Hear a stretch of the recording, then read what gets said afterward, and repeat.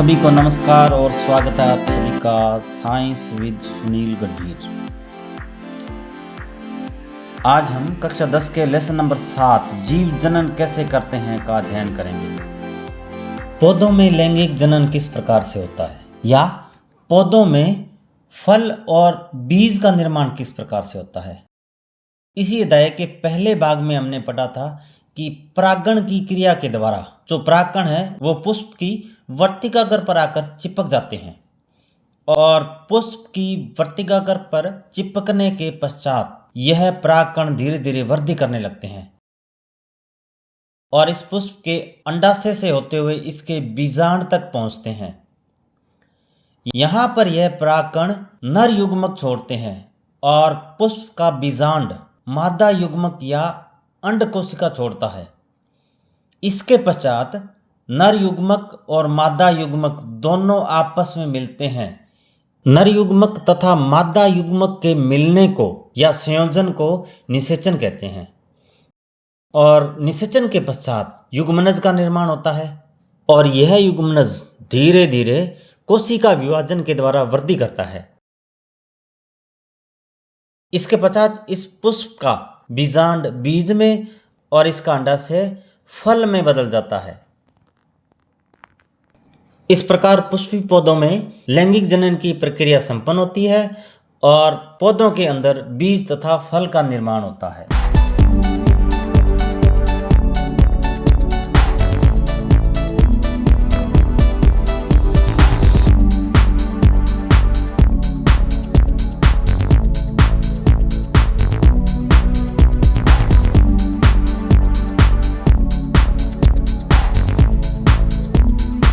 बीज से नए पौधे का निर्माण किस प्रकार से होता है। बीज को हम जब अंदर से देखते हैं तो इसके अंदर एक छोटा पौधा पाया जाता है जिसे भ्रूण कहते हैं। यह भ्रूण उपयुक्त परिस्थितियों में नवोद्भिद में विकसित हो जाता है।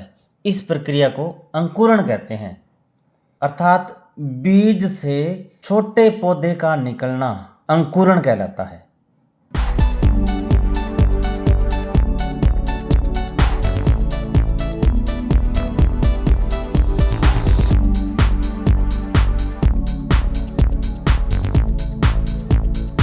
अब फूलों के आधार पर पौधे दो प्रकार के होते हैं, एक लिंगी और द्विलिंगी।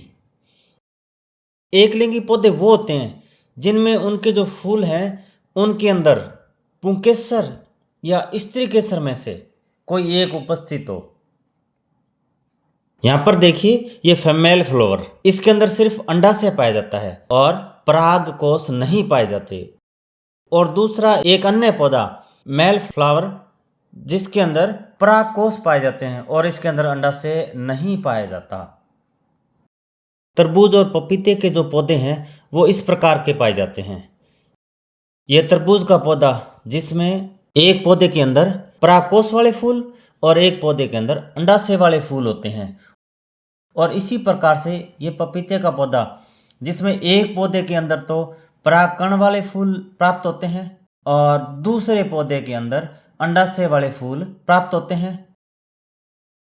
जब हम तरबूज या पपीते के पौधे लगाते हैं तो हमें दोनों प्रकार के पौधे लगाने पड़ते हैं, अर्थात एक पौधा जिसमें परागकोश वाले फूल होंगे और एक दूसरा पौधा जिसके अंदर अंडाशय वाले फूल होंगे। किसी जगह पर यदि हमने एक ही प्रकार के पपीते के सारे पौधे लगा दिए हो तो उनके अंदर फलों का निर्माण नहीं होगा। क्यों? क्योंकि उन पौधों के अंदर एक ही प्रकार के फूल होंगे और एक ही प्रकार के फूल होंगे तो उनमें नर युग्मक या मादा युग्मक दोनों का संयोजन नहीं होगा और दोनों का संयोजन नहीं होगा तो फल का निर्माण नहीं होगा।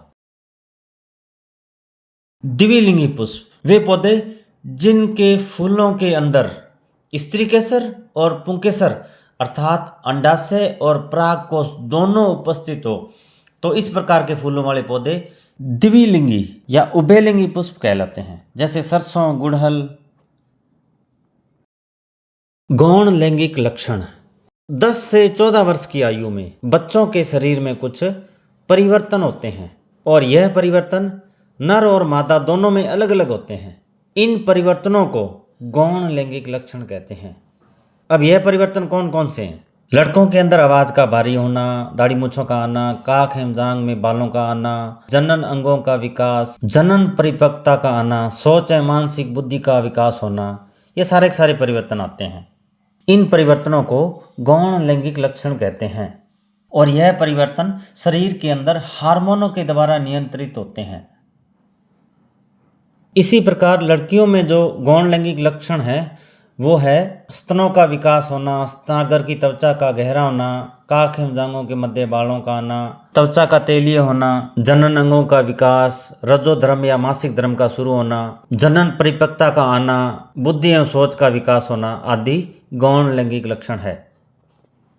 नर जनन तंत्र, जनन कोशिकाओं का उत्पादन करने वाले अंग तथा जनन कोशिकाओं को निषेचन के स्थान पर पहुंचाने वाले अंग संयुक्त रूप से नर जनन तंत्र कहलाते हैं। मानव में वृषण के अंदर जनन कोशिकाएं उत्पादित होती है और यह वृषण उदर गुहा के बाहर होते हैं जो शुक्राणुओं का निर्माण करते हैं। शुक्राणु हमारी जनन कोशिकाएं होती है। वृषण का ताप शरीर के ताप से कम होता है जो शुक्राणु उत्पादन के लिए आवश्यक होता है। इसके अलावा हमारा वृषण टेस्टोस्टेरोन हार्मोन उत्पादित करता है जो यौवनावस्था के लक्षणों को या गौण लैंगिक लक्षणों को नियंत्रित करता है। वृषण के द्वारा उत्पन्न शुक्राणु शुक्र वाहिनी से होते हुए हमारे शुक्राशय में इकट्ठे होते हैं। हमारी यह शुक्र वाहिनी आगे जाकर मूत्र वाहिनी में मिल जाती है। हमारे शुक्राणु शुक्राशय में इकट्ठे होते हैं तथा शुक्राशय के पास एक प्रोस्टेट ग्रंथि होती है जो शुक्राणुओं को पोषक माध्यम प्रदान करती है तथा एक तरल पदार्थ छोड़ती है जो शुक्राणुओं के स्थानांतरण में सहायक होती है। शुक्राणु एक सूक्ष्म संरचना है जिसमें आनुवांशिक पदार्थ होते हैं। इनमें एक पूंछ होती है जो इनको मादा जनन कोशिका की ओर तैरने में सहायता करती है। मादा जनन तंत्र, मादा जनन तंत्र में एक जोड़ी अंडाशय पाए जाते हैं और यह अंडाशय फैलोपियन ट्यूब के द्वारा गर्भाशय से जुड़े रहते हैं। यह भाग गर्भाशय कहलाता है। गर्भाशय का आगे का भाग ग्रीवा कहलाता है और अंतिम भाग योनि कहलाता है। मादा जनन तंत्र में एक जोड़ी अंडाशय पाया जाता है और इस अंडाशय के अंदर अंड कोशिकाएं पाई जाती है तथा एस्ट्रोजन और प्रोजेस्टेरोन हार्मोन भी स्रावित करता है जो गौण लैंगिक लक्षणों को नियंत्रित करते हैं। लड़की के जन्म के समय ही अंडाशय में हजारों अपरिपक्व अंडे होते हैं और यौवनारंभ में इनमें से कुछ अंडे परिपक्व होने लगते हैं। दोनों अंडाशयों में से एक अंडाशय में प्रत्येक महीने एक अंडा परिपक्व होता है और यह अंडा अंडाशय से फैलोपियन ट्यूब के द्वारा गर्भाशय तक जाता है। मैथुन के समय शुक्राणु योनि मार्ग में स्थापित होते हैं जहां से ऊपर की ओर यात्रा करके अंडवाहिका तक पहुंच जाते हैं जहां ये अंड कोशिका से मिल सकते हैं। इस प्रकार शुक्राणु तथा अंडाणु के संयोजन को या मिलने को निषेचन कहते हैं। इन दोनों के निषेचन से एकल कोशिका युग्मनज का निर्माण होता है। निषेचन के पश्चात यह युग्मनज गर्भाशय में स्थापित हो जाता है। इसके पश्चात इस युग्मनज में कोशिका विभाजन शुरू होता है और यह धीरे धीरे भ्रूण में बदल जाता है। इसके पश्चात भ्रूण को मां के गर्भाशय से पोषण प्राप्त होता है और यह वृद्धि करता है और इसके अंगों का विकास होता है। मां के शरीर में इसे गर्भधारण कहते हैं। मां का शरीर गर्भधारण एवं उसके विकास के लिए विशेष रूप से अनुकूल होता है। अब इस भ्रूण को पोषण किस प्रकार से मिलता है? भ्रूण को मां के रुधिर से पोषण प्राप्त होता है। इसके लिए गर्भाशय की आंतरिक दीवारों में या गर्भाशय के अंदर एक विशेष प्रकार की संरचना का निर्माण होता है जिसे प्लेसेंटा कहते हैं।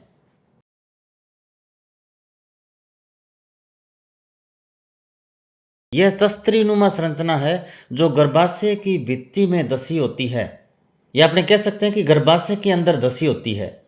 इस प्लेसेंटा के द्वारा ही इस भ्रूण को पोषक पदार्थ जैसे ग्लूकोज, ऑक्सीजन और अन्य पदार्थ प्राप्त होते हैं।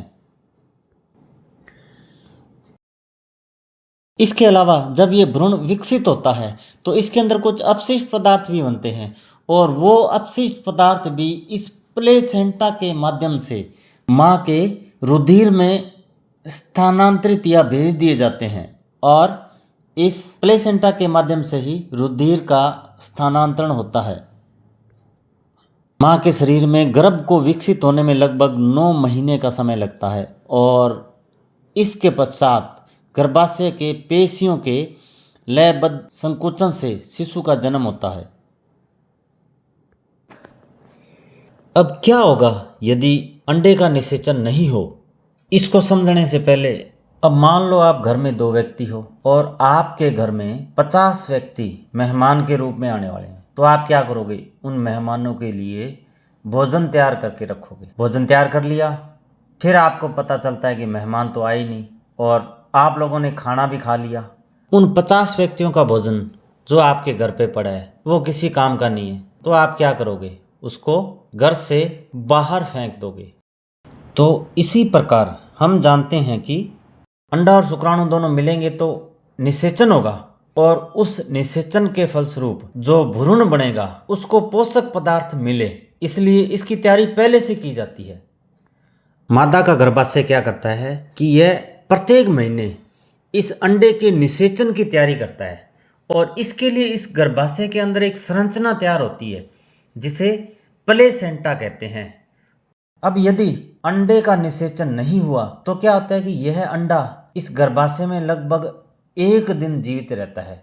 अब क्या हुआ कि अंडे का निषेचन नहीं हुआ लेकिन इस गर्भाशय ने तैयारी पहले से कर रखी है, अर्थात हर 1 महीने गर्भाशय के अंदर प्लेसेंटा का निर्माण होगा। जब अंडे का निषेचन ही नहीं हुआ तो इस प्लेसेंटा की भी आवश्यकता नहीं रहती, तो क्या होता है कि यह प्लेसेंटा की परत किसी काम की नहीं रहती, इसलिए प्लेसेंटा की यह परत धीरे धीरे टूटकर योनि मार्ग से रुधिर एवं म्यूकस के रूप में बाहर निकल जाती है। इसे ऋतुस्राव मासिक चक्कर या रजोधर्म भी कहते हैं और इसकी अवधि लगभग 2 से 8 दिन की होती है तथा इस चक्कर में 1 महीने का समय लगता है जिसे मासिक चक्र कहते हैं। यौन क्रिया के द्वारा होने वाले रोग। यौन क्रिया के दौरान जीवाणु जनित रोग गोनेरिया तथा सिफिलिस रोग होते हैं तथा वायरस से मस्सा तथा HIV एड्स रोग होने की संभावना अधिक रहती है। कंडोम के उपयोग से इन रोगों से बचाव किया जा सकता है। गर्भ निरोधन प्रक्रियाएं। पहली है गोली। गोली के द्वारा गर्भाधारण को रोका जा सकता है। यह शरीर में अंडे का मोचन नहीं होने देती। यह शरीर में हार्मोन संतुलन को परिवर्तित कर देती है जिससे अंडे का मोचन नहीं होता, फलस्वरूप निषेचन नहीं होता, लेकिन हार्मोन असंतुलन के कारण इसके मादा शरीर के ऊपर विपरीत प्रभाव पड़ते हैं। दूसरा है कंडोम। इससे शुक्राणु योनि तक नहीं पहुंच पाते। तीसरा है कॉपर टी। यह कॉपर टी तथा इसे मादा गर्भाशय में इस प्रकार से लगाया जाता है, इससे भी शुक्राणु गर्भाशय में प्रवेश नहीं करते। चौथा है शल्य क्रिया या ऑपरेशन। मादा के अंदर फैलोपियन ट्यूब को इन तरीकों से कट लगा के या क्लिप के द्वारा बंद कर दिया जाता है जिसके कारण अंड कोशिका गर्भाशय तक नहीं पहुंच पाती।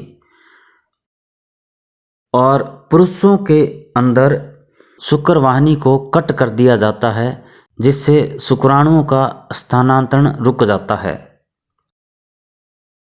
गर्भपात।